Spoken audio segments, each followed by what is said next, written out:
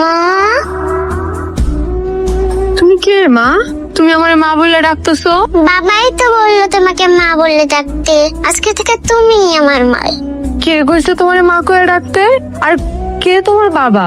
আমি ওর বাবা। আমি বলছি ওরে তোমার মা বলে ডাক। আজকের থেকে ও তোমার আমার মাইয়া। আপনি সত্যি কইতেছেন? ও আমাগো মাইয়া? ফাতেমা, আল্লাহ তোমার আমার সব কিছু দিচ্ছে। আমাকে সংসারে কোনো কিছুরই অভাব নাই। অভাব শুধু একটা সন্তানের।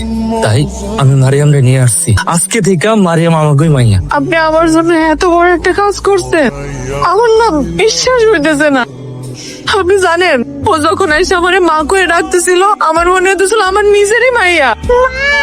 আমি তো তোমার নিজেরই মেয়ে। শুধু তুমি আমাকে একটু ভালোবাসা দিলে আমি খুশি, আর আমি কিচ্ছু চাই না। মা, তোমার মতো এত সুন্দর, এত লক্ষ্মী একটা মেয়েরে ভালোবাসা না দিয়ে আমি কই যাবো বলো?